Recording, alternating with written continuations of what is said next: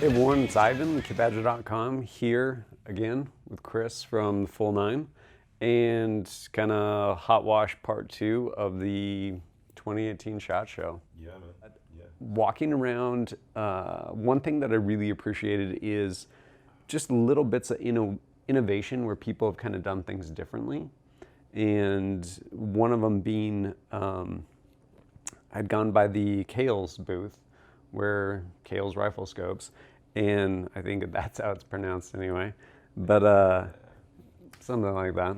But what I thought was really cool is actually the adjustment they did for the intensity of the reticle. So most adjustments, cheap ones, basically started off and you go 1, 2, 3, 4, increasing the intensity level. Well, even like aimpoint T1s, T2s. Like, True. Well, yes. With your better ones, though, they at least put a off in between all of those settings too. I feel like kind of scales up some. I'm not sure aimpoint do, you know. Do they not? No, I've got a T1 back home. I don't. Aimpoint, take note, man. Come on. Well, I really like that because then, if you want to turn it off, you're not back down. Well, yeah, that can be and hard you if can. If it's a stiff dial on there as well. Yeah, and it's easy to just, you turn it 1 notch and then you're off. And then you turn it 1 notch again and you're back to the setting you were at, as opposed to going back from like 1 back to 9 or 0 to 9, whatever it is.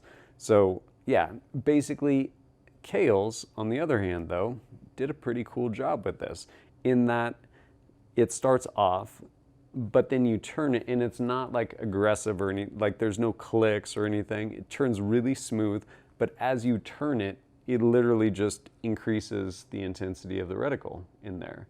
So it's not, oh, like I like it on setting 6. It's, oh, well, right now, perfect setting. Whatever it is, you just essentially tune it and it's really easy. And when you want it off, you just turn it off, which you could argue one way or another, having the offs in between each of the switches, but it's really easy to turn it off and just turn it back on, because a lot of them are really stiff, it seems like most of the adjustment knobs. And this one isn't, and I was just like, that's a pretty cool new way to do something that people haven't done.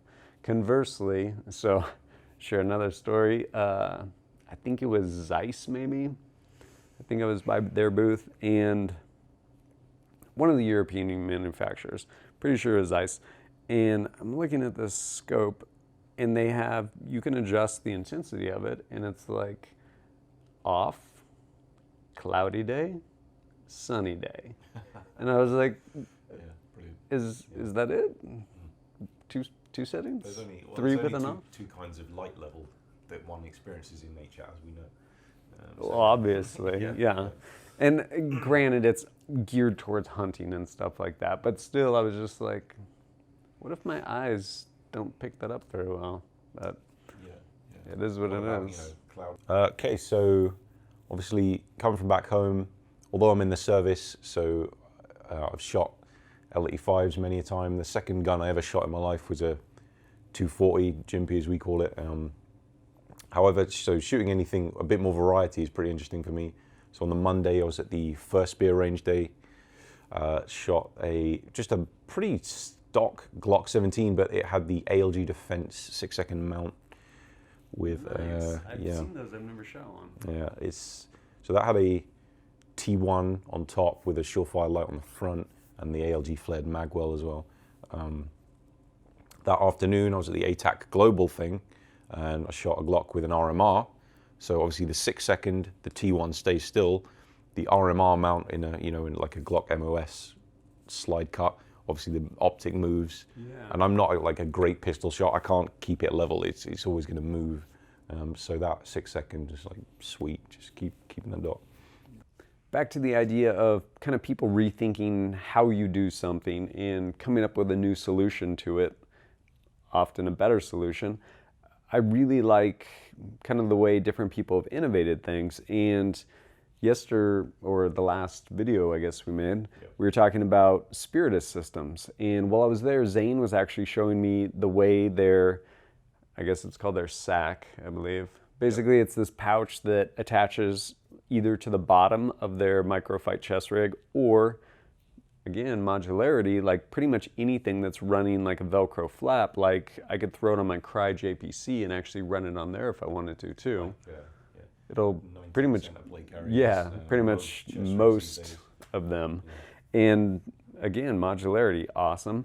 But one of the purposes of this is you can have like individual first aid kit in there, whatever you want in there. But what they did do, built into it, like forward thinking, is a way to carry your tourniquet, in that rather than having something that's just going to degrade like fairly quickly, like whether it's like thick rubber bands or some other random crap that's going to just rot and get destroyed in the sun, humidity, lack of humidity rather, they basically came up with this loops at the bottom, or sorry, grommets I guess at the bottom, and then these shock cord loops coming through, coming up to these, help me out, what are they called?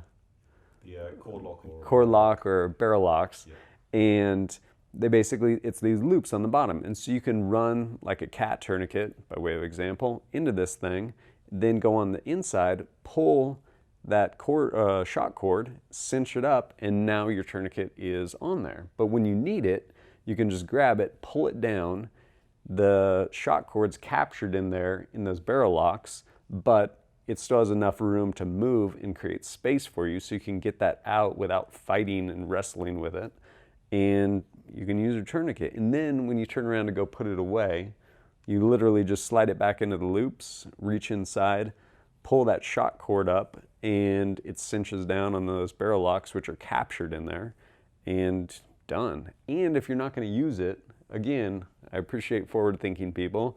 If you're not going to use that, you can actually just like either, I guess you can just remove the pieces of shock cord and your barrel locks are still secured in there, and you're pretty much good to go. The barrel, the cord lock? Yeah, it's like netted in there basically with like webbing. So you're good to go, which appreciate guys' innovations. But again, thanks for joining, Chris. Really appreciate it. It's been fun wandering around shot. And happy to be on it, man. More than like it's great to just chat about some gear, like in a like mutually minded situation. Yeah, absolutely. But as always, thanks for joining us at kitbadger.com, and look forward to seeing you next time.